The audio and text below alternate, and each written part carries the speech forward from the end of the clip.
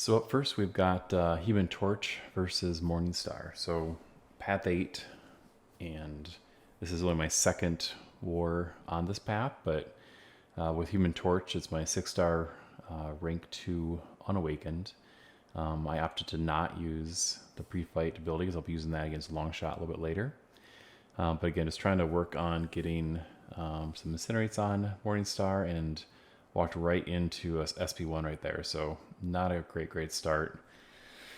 Again, I'm only going to use Torch for, I believe, this fight and then long shot. So not too big a deal. Just trying to be patient and bait out this SP1.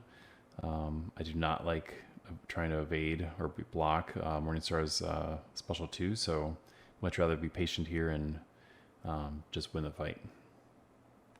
So it's going all right so far.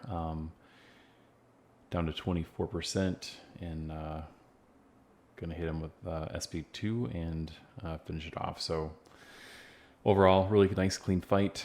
Only issue was when I took that one hit off the SP1 early in the fight. All right, so next up is Invisible Woman. Some folks have an issue with her. Could conceive, using like a Nick Fury, but I'm just gonna Quake her. I've got a lot of experience using Quake against her in Alliance Quest when she was a mini boss a few seasons ago. So head in the fight, on the first part when she's invisible, I just parry, and then you do your dash back and start your evades, and now we're just in the Quake cycle. So with Quake, you may know how to use Quake, you may not. So some of these fights are a little bit long, so I'm going to just kind of talk through them and look at some of the key indicators. So you saw that double-handed sort of push motion for Invisible Woman. That's the motion that signifies this end of her combo. So when I'm fighting her, I'm counting 1, 2, 3, 4, 5. She has up to a 5-hit combo. So whenever I see that double-handed push, I know that's the end of the combo, and I stop my dexing basically and just hold heavy. 1, 2, she backs off. 1, 2, 3, 4, 5 hit combo. Try it again. And she's going to be in concussion phase again. 1, 2, 3, 4, 5 hit combo. 1, 2, 1, 2, and again into the combo. So again, what I'm doing is in my head, I'm counting, and then when she does the double push, I know that it's ending. So I'm holding heavy with my right thumb and then dexing with the left and toggling. You can't have double inputs, so you're going to be in trouble.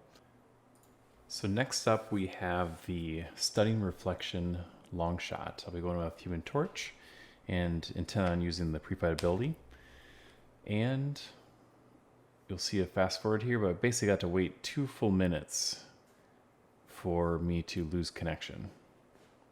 So pretty upset that went in here. There's no issue here, but ultimately lost half my health. I got to use 2 level 4 health potions and then go in and do long shot. So again, I've got pre-fight ability. I did the typical, light medium.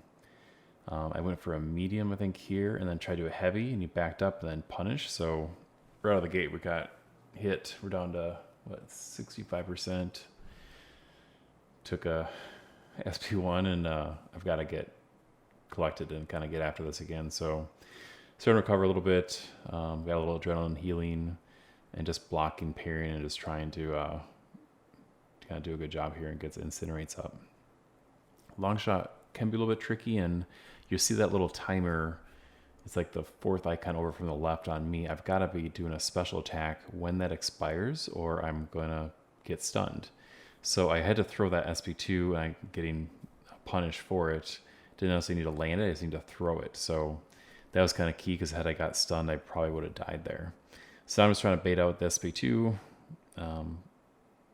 Dex a little bit too early, so I'm already down to 10% here. I'm just going to go for it now and just try and beat him. Got him down to 1%. The timer's about to stun me, and thankfully Incinerates killed him. So not a beautiful fight, but we also timed out, so I lost 1 attack bonus. A little bit frustrating there, but is what it is. So we're going to go in here with Quake against Immortal Abomination. We see Immortal Abomination on this node quite a bit, and also on node 37. I think people are starting to figure it out, but early on in the season and also during the off-season practice rounds, people were really struggling with him altogether because he got some crazy power when he poisons himself. So if I'm not striking him, he doesn't get power. So I think Quake is a great counter. I don't know about Node 37. I haven't run that one, but I've tried this 2-3 times now and practiced it in a couple of wars now, and this has been really successful. I did drop a heavy there earlier and managed to not strike him, or I guess I did strike him, so he's not quite on 1 bar of power, but if I keep him under 1 bar of power, this fight is going to be won. So continuing the Quake style cycle, what I'm looking for on this particular one is this left-handed elbow by Immortal Abomination. That's my indicator that it's ending combo. I just did it there again. And again, I'm counting 1, 2, 3, 4, and 5. And if I see the elbow, I stop counting and hold heavy. If I get to 5, it's a 5-hit combo and he can't continue. So those are my indicators I'm kind of looking for, my cues. And again, I'm basically at full health here. He's on a 40%, another cycle or 2, and it's going to be over. So again, very much liking protection, much better than stubborn global node. Been pretty successful bringing Quake in and Doom and TIGRA for the Apocalypse bosses, which I think we've seen 3 Apocalypse bosses so far in 3 different wars. This next fight is me coming in and helping one of my teammates. He went in with Self-Suit Spidey, and I think with the critical hits was hitting protection and struggled a little bit. So I'm doing Quake. I dropped a heavy there, and again, I'm on the verge of 1 bar par. I've done that 2 fights in a row, so kind of danger zone. But you get in the Quake cycle here, hit the aftershocks, and the health is just melting off a thing here. So I really like Quake on this particular node. Just a great counter to probably nearly anyone they put on this node, unless it's a good Quake counter. But down to 13% and just doing my heavy index and doing my thing. So I'm watching the number count, 9, 10. Another aftershock and thing goes down. All right, so we're heading to Boss Island. This is again the morning after the war started.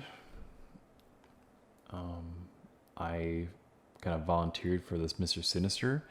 This is a pretty good placement if you're not bringing Quake, I think, because any critical hit, he's going to be regenning, and when he regens, he's unblockable. So it'll be this constant cycle of unblockable. So you have to do some sort of a slow or something to counter it, or bring in our girl Quake.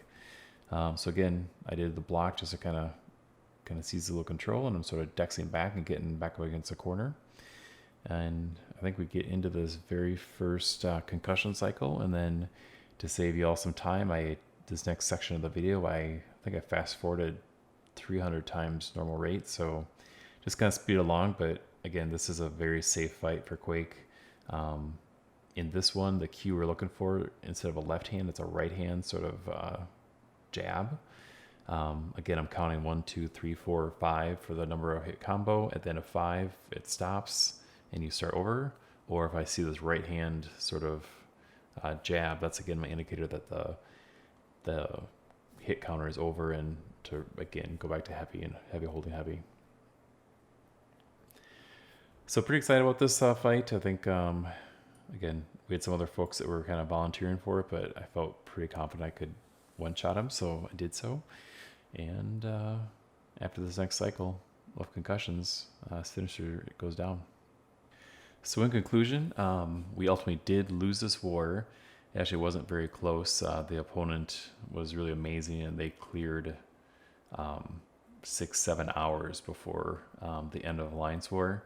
Very efficient, and hats off to them for the wins. Have a great night, guys. This is AZJASON.